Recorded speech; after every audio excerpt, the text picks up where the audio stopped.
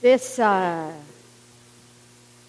message today was to be part of a series of 4 messages really intended to lay the groundwork for our celebration of Canada's 150th birthday.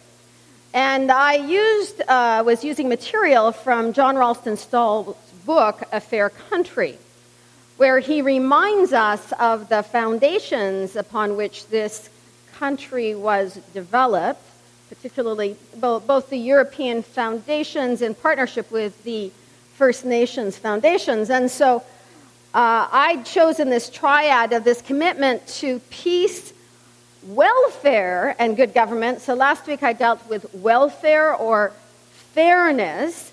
Those of us who study political science actually learned it as peace, order, and good government. That was a change made as things began to unfold, but the initial word was welfare or commitment to the common good.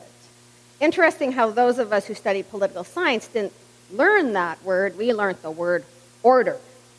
Far cry. This week, the intention was to deal with the concept of good government. I think it's really interesting then when we talk about what makes good government, what kinds of attitudes support the functioning of a healthy democracy. We have the jazz musicians because I think they know something about this more than most of our politicians. And that's not necessarily taking away from the politicians. It's just that there's something deeper going on. And the other thing that we're doing today is that we're going to be recognizing the signs of good government in this circle of friends and celebrating some of those signs. One of the things we're going to be doing today is commissioning a team of partnerships between elders and other lay people around creating pastoral partnerships for further encouraging and developing friendships and lines of support among our circle of friends. And so I chose this particular passage when helping us to think about what our tradition has to say about leadership. But Jesus called to them and said, "You know that the rulers of the Gentiles lord it over them, and their great ones are tyrants over them. It will not be so among you, but whoever wishes to be great among you must be your servant. And whoever wishes to be first among you must be your slave. Just as I came to be not to be served, but to serve, and to live my life for others." The other piece of good government has to do with the support of a vision. So that it's the vision that leads, and the leadership teams and all of the gifts of the people within the wider community are then coming together to support and further that vision. And I think the commission for that is in the continuation of that story of that day of Pentecost as it is described by the person who is helping us to understand how this community that was built around friendship with Jesus kind of grew and expanded and understood its mission. As I've said before, that this initial coming together of people and coming down of the Spirit, it initially erupted in chaos and freedom, and it wasn't too long before Christendom, the Church of Christendom, and then in particular the Presbyterian Church of Canada, decided that they really needed to bring order to all of this, right? So let's just listen to this continuation of this event that, once again, is this true? Is it mythology? It's a way that we are invited to think about what is underlying our life together as spirit. So upon seeing wind rushing through this community and flames falling on this community, all were amazed and perplexed, saying to one another, "What on earth does this mean?" But others sneered and said, "They're just drunk." But Peter, standing with the 11 disciples, raised his voice and addressed them, "People of Judea and all who live in Jerusalem, let this be known to you, and listen to what I say. Indeed, these people are not drunk. It's only 9 o'clock in the morning.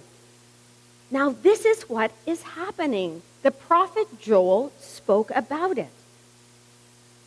In those days, it will be, God declares, that I will pour out my Spirit upon all human beings. And your sons and your daughters shall prophesy. And your young men shall see visions, and your old men shall dream dreams. Even upon my slaves, both men and women, in those days, I will pour out my Spirit, and all people will know of my intention. So I'll say a few words, and then I'll hand it over to the musicians. I think the invitation of Pentecost is clear. It is an invitation to live out of a new vision. And what is really interesting, and I will say this with pride, and I hope you can hear it with a lot of pride, is that the General Assembly of the Presbyterian Church in Canada met last week in Kingston, and I showed up for 2.5 hours with great snacks. It was one of those awful rainy days. Do you remember Tuesday? Like, it was so awful. And I ran in and out of, Joyce Young's house and just got soaked, and there were all kinds of great things she sent with me, and then over to Jean Brinkles for more great things and some cheese and crackers. And thank goodness, Morag was there waiting for all of these snacks. But underneath this snack conversation was a massive discussion having to do with a document on human sexuality with our church. I think I arrived 3 hours into that conversation, and I think we were at the amendment to the amendment to the amendment at that time. It was very interesting as I was listening to the conversation. This was not a conversation where the word spirit was used very often. It's a conversation where a number of people stood up and said, we are Presbyterians, and as Presbyterians, we do doctrine first. It's about doctrine, all right? And once we get our doctrine right, once we believe that God has told us what the right doctrine is, then we will know what to do.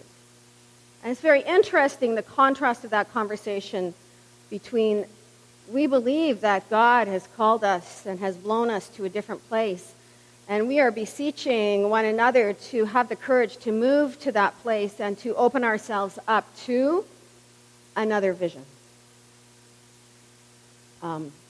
That amendment did not carry the day. So our denomination, or the majority of people at that meeting, decided that that conversation would be sent back to the Church Doctrine Committee yet again for 3 years of study and prayer. Anyway, so that was Tuesday afternoon, but I need to tell you that I arrived, 1:30 or 3, it doesn't matter. And then Stephen Brown, who's my colleague in Tweed, came up to me and said, Lynn, I have to talk to you and tell you what happened this morning.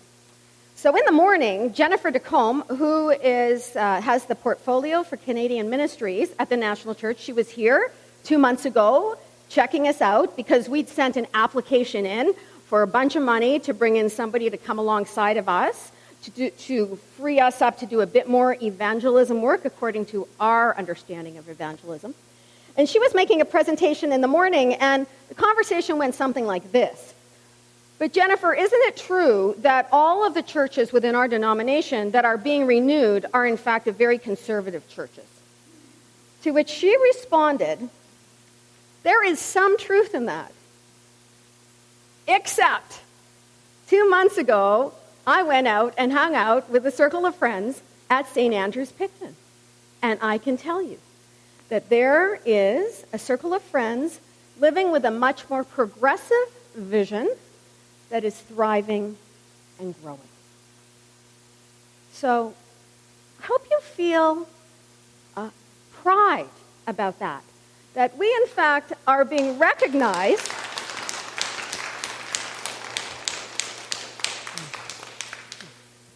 We are being recognized, and I think we're being recognized because we are living out of that Pentecostal story that says we will embrace a vision, however scary, however outside the lines, however unskilled or we feel about living out of that vision. We will put that in front of us. And then secondly, remember, the Spirit will fall on your men and your women and your slaves and everybody Second of all, we accept and embrace and find places for the gifts of all God's people to come and support and move that vision forward. And finally, I think, as a leadership team, and there are all kinds of different ways that leadership is exercised in this community, the leadership team is committed to make tough decisions if they are required of us, and to be courageous in those decisions.